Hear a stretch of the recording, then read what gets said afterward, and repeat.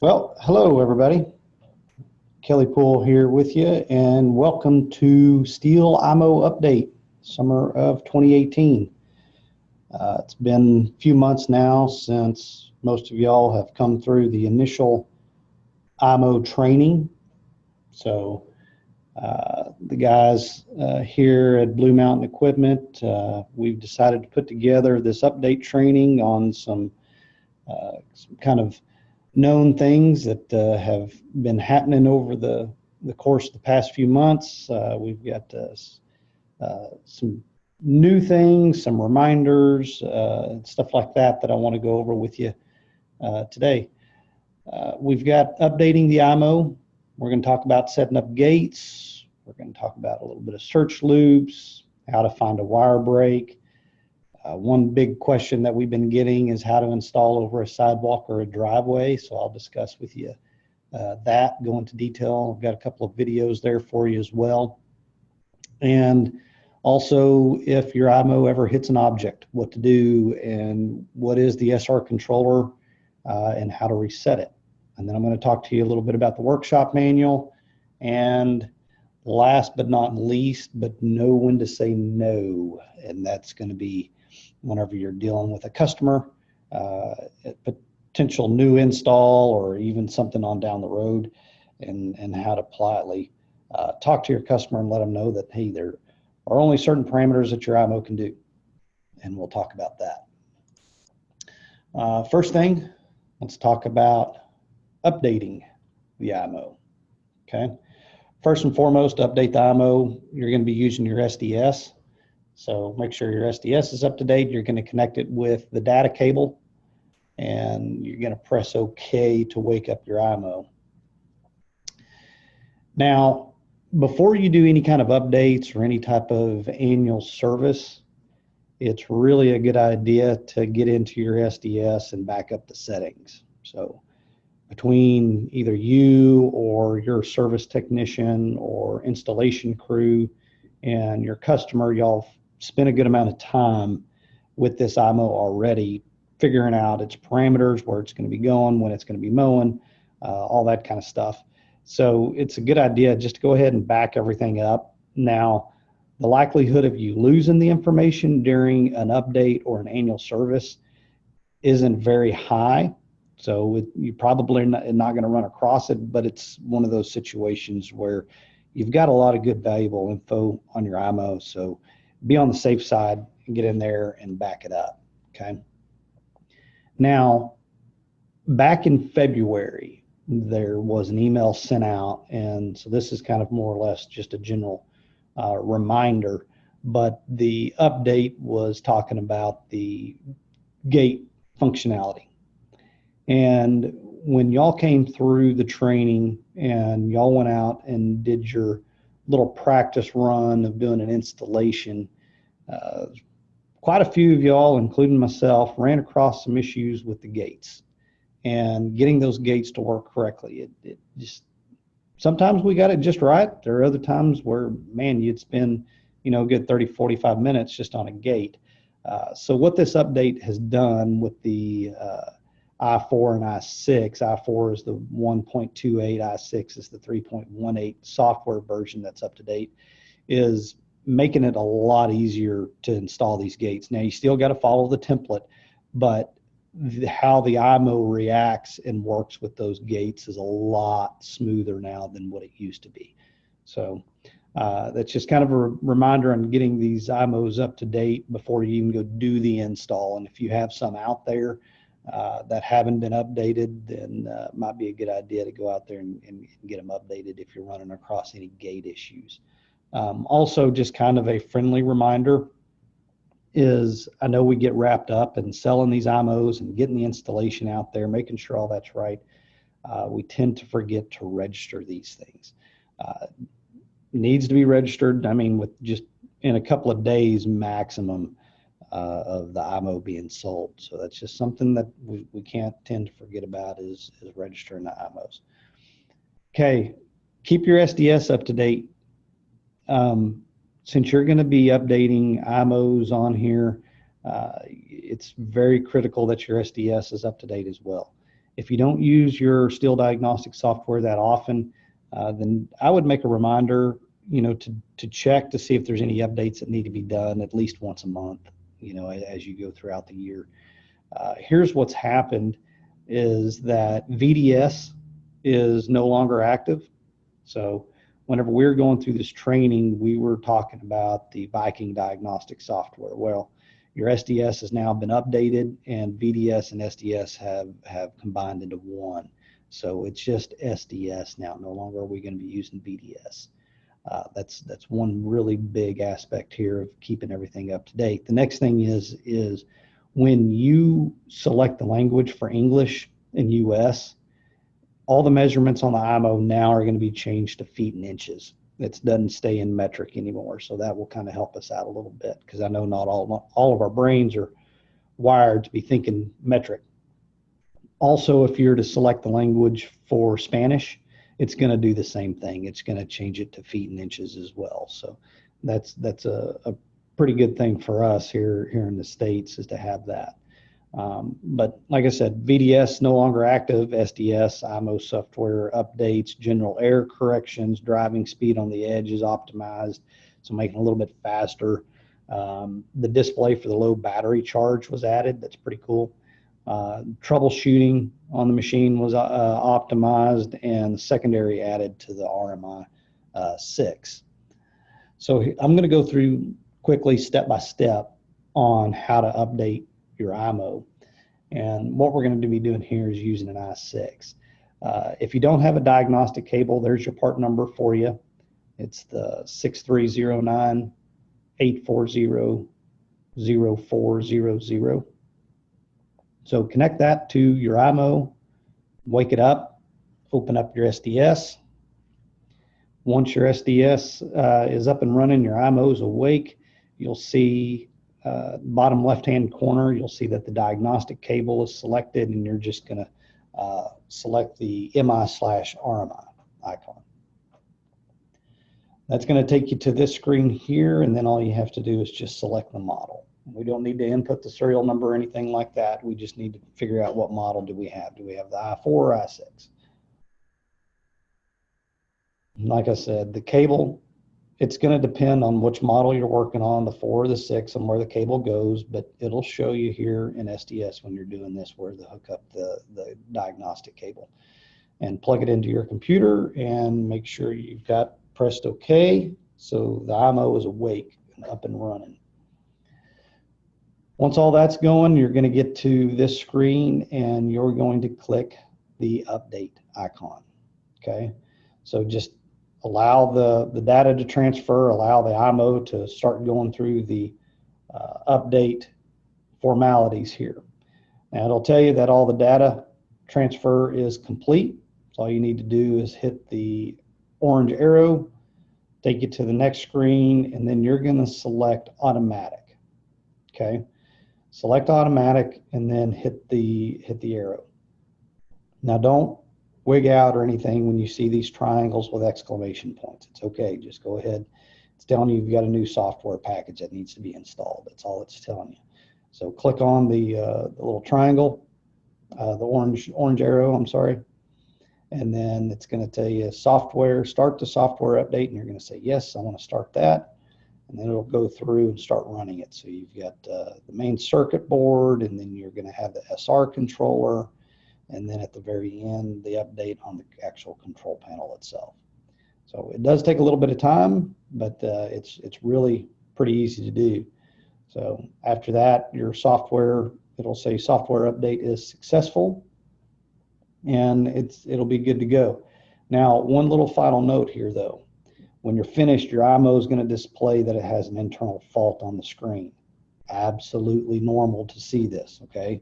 No big deal, just press OK, and the iMow, the next screen on the iMow, it'll display, it'll say the update is successful, okay? So no big deal there. So updating iMow is relatively easy. It does take a little bit of time. It's not all that quick, but shoot, it's just done in a matter of a few minutes. So it's just the fact of getting it done. Okay, let's talk about setting up gates.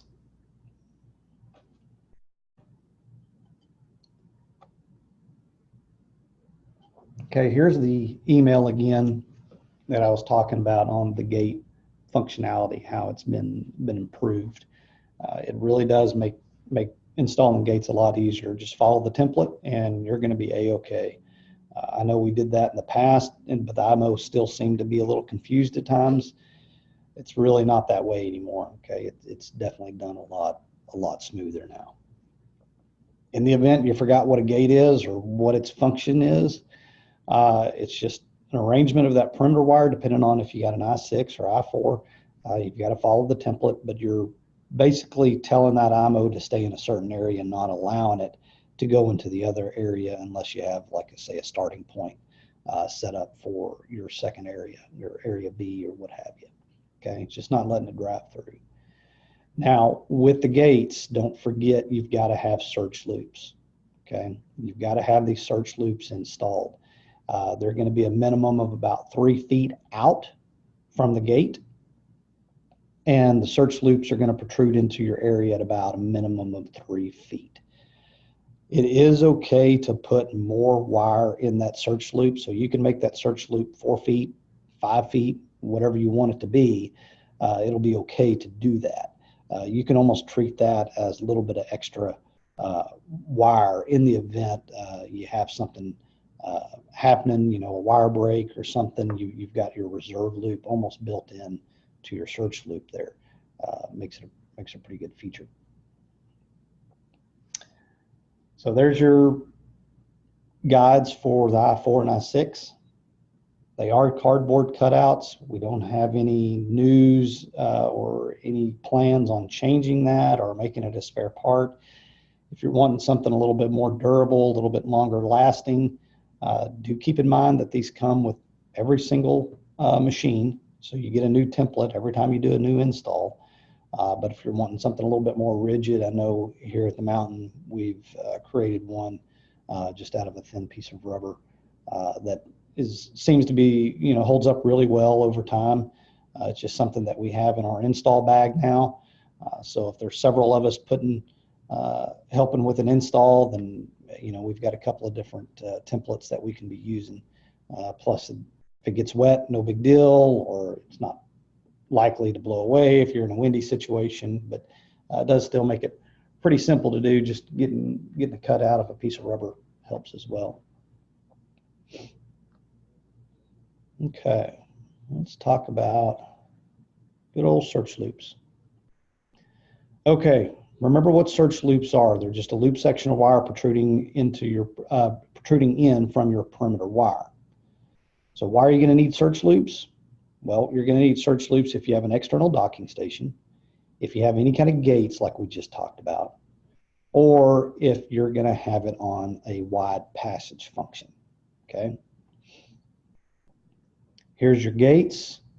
Here's an external docking station. This is why you're going to have search loops so your iMow can find that area and get into either your secondary area or your linked area, I'm sorry, and if you have an external docking station. Okay. What passage mode is the customer going to want? Are they going to want it to go home and follow the perimeter wire every single time? Who knows? But they very well could change their mind and say, no, I want to have it on wide, or I want it to alternate, you know, over a period of time. So this is why we're going to say from here on out, make search loops a standard practice. Okay. There's just really no ifs, ands, or buts about it. Install search loops. Okay. It's not a big deal. Usually you've always got more than enough perimeter wire. So just make it a mandatory practice, because you don't know what's going to happen on down the road. Customer could change their mind or what have you. They want their docking station moved, or they may want to go to wide passage mode. Who knows? But just a little word of advice from us is go ahead and just make search loops, you know, standard operating procedure from here on out. So, okay, let's talk about how to find a wire break or multiple wire breaks. So here's what's going to happen is either your customer is going to call you and say, hey, my IMO's just been sitting in the docking station for a couple of days now. Hadn't gone out to mow. It hadn't been raining. And, it's set to be mowing, and it hadn't been. Or it's just your IMO sitting, out in the middle of your yard, just not doing anything at all. So you go up to your IMO, you wake it up. Here's what you're going to see. You're going to see something that says no signal, check perimeter wire signal. Okay. This is kind of a big red flag right here saying that, hey, you more than likely have a wire break. Also, if you're to look at the code in the very bottom right-hand corner, so if you see this area right in here, this M1170, well, if you go to your service manual, you'll see M1170 is going to be telling you that you more than likely have a wire break. Okay. You're going to go to your settings area. When you click on settings, you're going to scroll over until you see the little man, and then scroll down to where it says find wire break. Click OK, and this is what you're going to see. Okay, it's going to give you a signal here, and it's going to be a very low number, more than likely, and it's this is whenever you need to have your IMO in your docking station, by the way. If your IMO is out in the middle of the yard, pick it up, get it in the docking station, okay? And once you get to this point here, it's going to tell you you're going to have a signal value, which it's going to be relatively low, okay?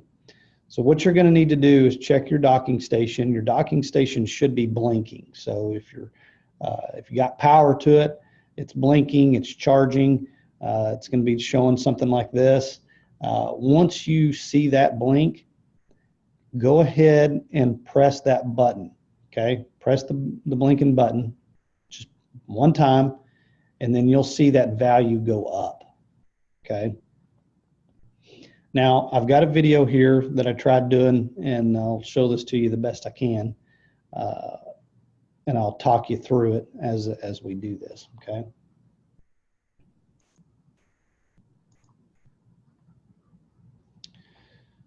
Okay. So I'm going through and went to the settings, I'm going to my little man, and I'm going to find my wire break. Okay, so there's my signal. It's relatively low, 10, 11, 12, 13. Now I've got someone helping me out here, and they're going to press the button on the docking station. You see that signal, how it went up, bounce around 140s, 130s, 150s. Now it's all the way into 200s. Okay, I'm going to drive this machine out of the docking station. You can see the numbers starting to go up relatively high. And I'm just going to follow this perimeter wire, and I'm going to go to the right. Okay, I'm going to go to the right. I'm going to follow my perimeter wire around. Now, I'm going to recommend that every so often stop and let your signal kind of let it kind of calm down, because you see those numbers constantly bouncing around, and they're going to be bouncing around a lot if you're driving around. So just stop on occasions and just kind of let that number, that signal value, kind of calibrate itself, and you'll see where you're standing. Okay. So I was around 200s. You can see this number is slowly starting to go down on my signal value. So I'm in the 60, 70 range, 80s. You can see I'm stopping, which you can see my control panel and what I'm doing up here. So now I'm all the way down in the 20s, 30s, bouncing around 50s, 60s. So that's why I got to stop just every now and then. But I know I'm probably getting pretty close to a wire break because my number's just gradually going down. Okay, so that's kind of why I slow down a little bit with the IMO. Oh, I got an exclamation point. So it's telling me something's up here. Okay, more than likely I'm getting really dang close to a wire break. Okay, so I'm still just kind of slightly driving it around a little bit. I want to try to get as close as I can, try to get that number as low as possible, which I've been 17 range, and see how it's kind of going up a little bit. Okay, I'm going to back up. because the number started going up. So, okay, there we go. I'm down to 12. Okay, something's telling me that I've got a wire break right around in this area. Okay, so I'm just going to get my iMow out of the way. I'm going to look at my perimeter wire, and it got me right on top of it. So you can tell by this method now. In the past, it wasn't quite as accurate. I mean, it was pretty. It would get you pretty dang close. But now the way through the updates and stuff, it's getting these finding the wire breaks pretty simple to do now. So that's it on finding the wire break. Now that was on an i6, so I was able to drive it. If you've got an i4, of course you can't manually drive it. All you have to do is just pick it up and move it and follow along your perimeter wire. But you're technically going to be doing the same thing. Just set it down on your perimeter wire, let that signal kind of calibrate for a second, pick it up and move it until you find a really low, weak area and see that exclamation point on your control pad. And then either start digging up your perimeter wire or start looking on top of the ground, see if you can find that break. And I bet you'll find it pretty easy. Okay, next thing is installing over a sidewalk or driveway. This is usually a pretty popular topic here. So what you're going to be having is you're going to have a primary area where your docking station is located. So you can see over here in the far corner, here's my docking station. And I've got a linked area on the other side that I'm wanting to mow as well. Well, how do you get across there? Because you got a driveway, okay? You're going to be able to follow your perimeter wire through your expansion joints, okay? Now, when you're doing this, I'll get into a little bit more detail, but when you're doing this, what you're going to be, your end goal is to try to have your perimeter wire as close to one another as possible, because you don't want any big gaps around here where you have to come through and trim or remow. You want your iMow to try to get everything just as much as possible. Now, keep in mind though too that you got a driveway here, and more than likely that driveway is going to be edged. So you're going to want to bury that perimeter cable as deep as possible. And what we have found is the best way of doing that is a good old TSA 230. Get your TSA 230, make a small cut here, and on the opposite side. And then you're going to be able to bury that perimeter cable pretty deep down in there. So whenever your landscaper or your owner of the home comes through with their edger, they're not going to be cutting that wire, okay? Okay, so here's some important things that I want to point out to you. When you're following your perimeter cable through the expansion joint and you're going to be making your gate, notice the red and blue dash lines. So the red dash lines, those are going to represent the approximate length of your iMow. So either it's an i6 or an i4, but that's about your approximate length of your iMow. So you're going to be using your iMow pretty much as a tape measure. And then the blue dashes are going to be the specific corridor width for whatever that model you're using. So you're going to be using your iRuler, okay? So that blue dash is going to be your iRuler. If you can get those lines together as close as possible using your iRuler, then you're not going to have the situation of any bare grass just sitting there not being mowed and have to get the trimmer out, that kind of stuff. It's all going to flow really nice and easy, okay? Now, if you're doing just a sidewalk, okay, your expansion joints are a little bit closer together, so not quite as wide as what you're doing with the driveway there.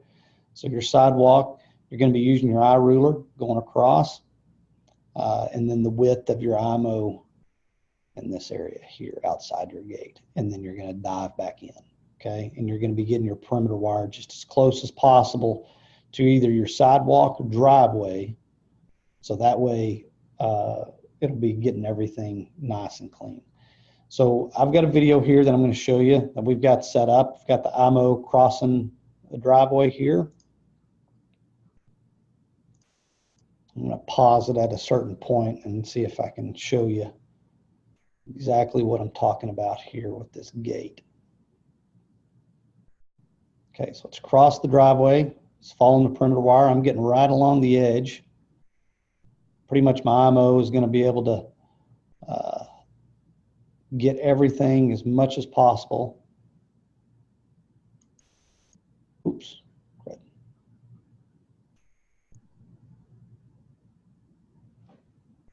Sorry about that.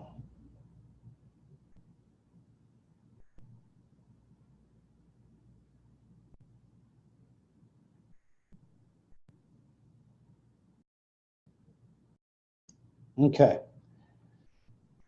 So you can see my gate here, how it's coming together, following the perimeter wire, and then it's coming around the opposite edge. Okay, so here's my distance, basically just a rough estimate, the length of my iMow. Okay, so that's how I know what distance I come out from either my sidewalk or my driveway. That's how far I'm going to come out, if that makes sense.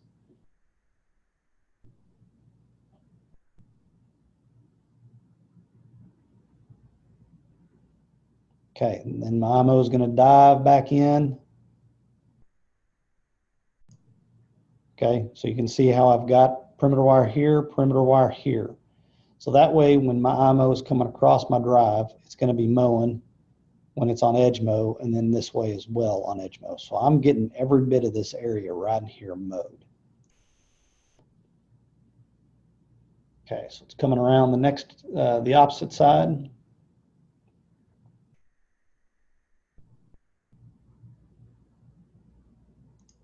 Okay, and again, this area right here is about the length of my iMow.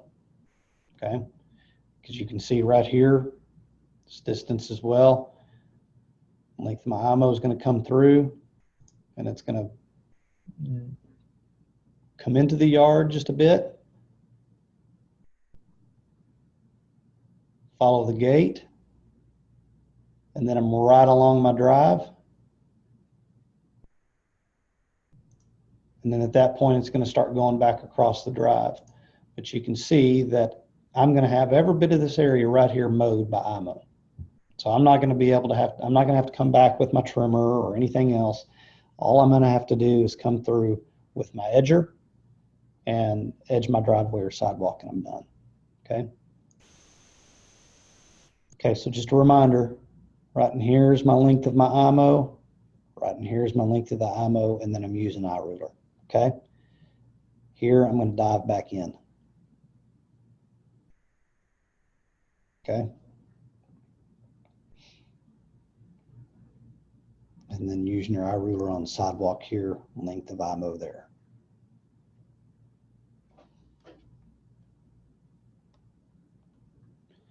All right, hopefully that'll clear some things up with you guys. I know it's just a little bit of a struggle trying to get your brain to go in that direction when you're installing these things, but hopefully that'll clear it up for you a little bit. All right, let's talk about when your iMow accidentally hits an object, what needs to be done. Okay, so when a fault occurs, for example, hitting in a hard, immovable object while mowing, we have noticed that some technicians are doing basically a factory reset. Okay, that's not necessary to do. We don't need to do a factory reset. Okay, pretty much all that needs to be done is going in and clearing out your SR controller. Is really all that needs to be done. And the really good analogy that I heard was compare it to that of a GFCI outlet. Okay, your GFCI outlet trips. Well, what you do is if you go to your main circuit panel and you flip the switch, well, you really still haven't cleared out your GFCI yet. You've got to go in and reset that GFCI. What you did is you've cleared everything out, but you still have to go to the GFCI and reset it. So that's what, in retrospect, is what's going to be done with your SR controller.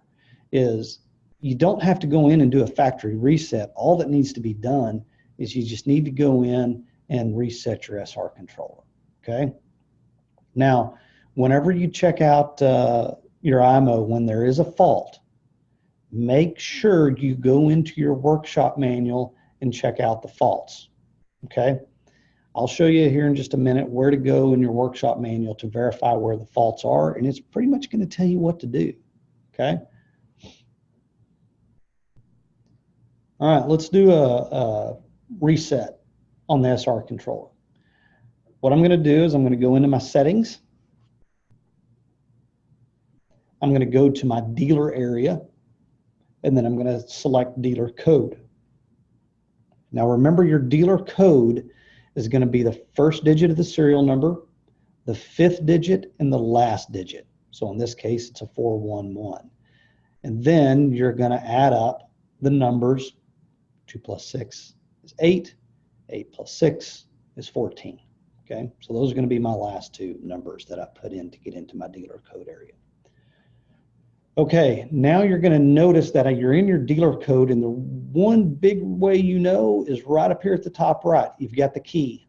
Okay, you've got the key to this lock. So now you're in your dealer area. So what you're going to do is you're going to go to your settings, select your SR control, and then it's going to ask you to unlock it. Now in the past it didn't do this, but with your updates, in this particular scenario, it's telling you to hit OK, OK, Mo, OK. All right, it's really that easy. And it is time sensitive, so if you don't do it in time, it'll reset back. It won't reset your SR controller, but it'll take you back and it'll give you a new code. So the code changes every single time. It's not the same one. But it is time sensitive, so just hit OK, OK, Mo, OK. And then next, it'll say your SR control reset is successful. And then you just hit OK, and that's it. Okay, and then you can go back to your settings and your dealer area and log out of your dealer area. Don't forget to log out of that. You don't want to leave your iMow with your customer having access to the whole dealer area part of it.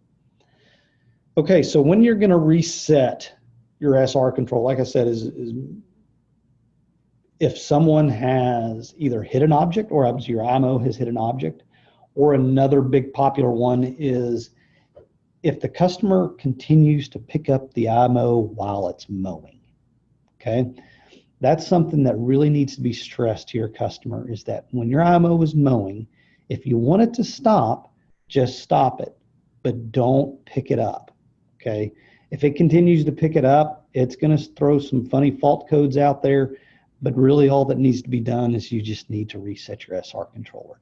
How you know that it's been picked up several times is by looking at the fault codes. Okay, you can go in the fault codes, look at it, and it'll be able to tell you what has been going on with that machine. Let's talk about when the iMow hits an object, though. This is one big time you're going to reset your SR control. This is a pretty gnarly scenario. But the great thing about the iMow is how it's designed is it's meant for the blades to fail first. So as you can see here, this blade is dang near bent almost in a 90-degree angle. I mean, it got whacked pretty good. Damaged the carrier, but hey, that's all that happened. Is in this case, we've got to replace the carrier and replace the blade. Other than that, the iMow got away scot-free, and we're able to reset the SR controller and keep rocking and rolling. Okay. Now here was kind of another funny situation where we had damage in multiple areas. And as you can see here, the blade hit something, didn't cause much damage to the blade, but just enough to where it got bent, and it caused the blade to become out of balance. So it's got a nice little wobble to it. So as it's starting to wobble, you can see now the carrier plate and the deck are starting to rub up against each other. Okay, starting to cause some pretty significant damage there on that carrier and on that deck. Here's the deck. You can notice inside the deck area here, it's starting to melt. Okay, these holes here is what's holding on my motor.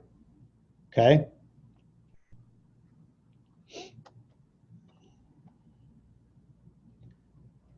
I've got my adjustment.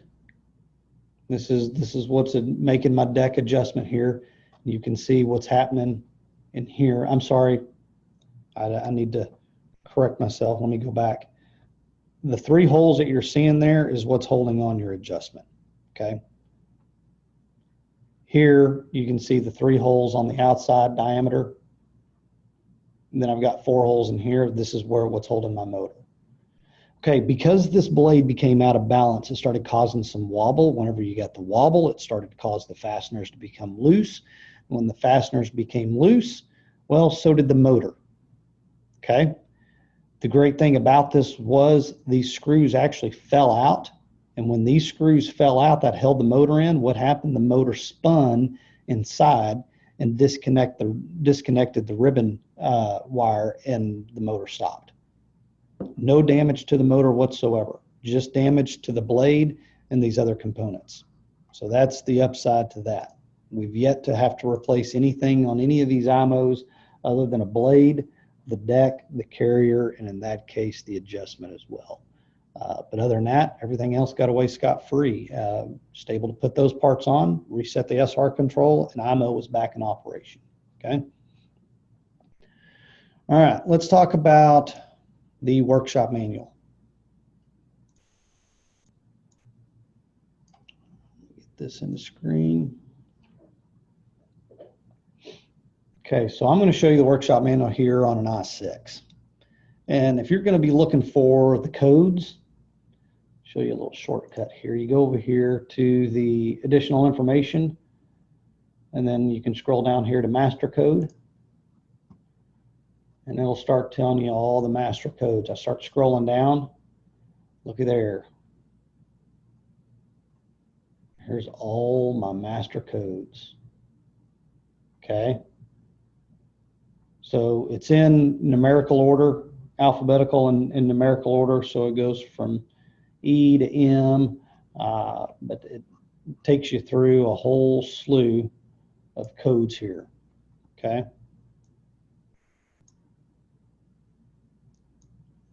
You can see that on a lot of these codes here, oops, let's see if I can go back up here and find one.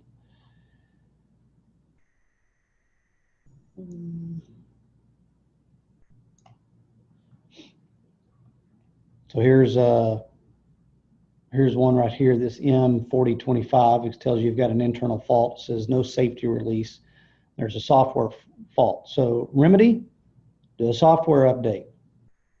And then it can tell you if that doesn't do it, then you need to reset the SR control and clear the message memory. You may, at that point in time, if it's still not operating correctly, you're going to have to replace the electronics module. But it just goes through step by step, and all you need to do, y'all, is go through here and make sure that you just follow the directions, follow the prompts on here. I mean, it's really not a huge ordeal. Okay. Cool thing about this, if these highlighted areas, it tells you how to replace, tells you to replace a motor, well, you can just click on it and it'll take you right into the area of replacing the motor. Okay. Replace the mower deck. Okay. It goes through here and tells you how to do it. Okay. Pretty easy peasy. Just make sure you utilize your workshop manual. Okay. All right. Last thing here, and then I'm going to be done and let you guys get back to work. But I'm going to tell you, know when to say no. There are times in this line where we're going to have to go to the customer and let them know that this iMow cannot do these specific duties that you're wanting it to do. I think we can all agree this yard here looks absolutely amazing. This would be a pretty fun install. Look like a pretty fun, pretty easy install. That yard just looks absolutely great. Now, on the opposite end, we've got a house that looks like this. Okay, clearly in a floodplain. We've got some issues happening here. Probably not really the best idea to have iMow inside here. Okay, and it's just something, y'all, we need to be straight up with our customer and let them know. Going to avoid a lot of headaches down the road. You know, if they're persistent, no, I want it, no, I want it, no, I want it. Well, guess what? It's going to save you a lot of time, a lot of hassle, a lot of headache, or if you just go, okay, fine, you go ahead and do it, and then you're going to come across this. Now the iMow is going to be damaged. We're going to be sitting out there, you know, getting flooded out, and now you got other problems, and the customer isn't happy. Okay. Here's another one I think we can all agree to. This yard in this area looks really, really nice, very pretty. Did a really good job landscaping, lots of good flowers out here, pretty green grass, did some good landscaping with some stone work there, but you're on a constant incline. There's no flat areas in this yard, okay? We don't want iMow to be on this steep of a slope because we're gonna start having yard damage if we keep it up. Keep in mind though that the I-4 can do a 22-degree slope, I-6 can do a 24-degree slope, and that can be checked either with your eye monitor or even, shoot, we can do it with our iPhones today. Here's the thing though, is do not install the perimeter wire on anything more than a 10-degree slope, okay? The iMow will start to dig ruts. Over a period of time, it's going to be hitting that area of the perimeter wire and turning, and it's going to start digging ruts. The last thing is, if you had a rain or if you have a heavy dew in the morning, iMow could actually slip. Could slip and go outside of the perimeter area, and then it's just going to be sitting out there until somebody comes by and picks it up and sets it back inside its area, and it knows where it's at again. So just keep that in mind as well. Last, but definitely not least, is looking at small confined areas and think electrical, okay? Now, one big area that usually homeowners see, because you're gonna have to have external power source, okay? Well, usually next to your ACs, there's usually an electrical outlet, so you can, your AC service can have power there. That's usually like, oh, hey, look, I've got an electrical outlet here. I'm going to install my docking station here. Sometimes that's not the best idea, y'all. Just keep that in mind. We don't want to have any interference from any electrical. Or if you got small confined spaces, okay, it's got to have a nice good area so it can turn around in and not going to be causing any damage elsewhere. You got to have 3 foot around the docking station. It's got to be clear of all kinds of obstructions. Got to be clear of electromagnetic interference.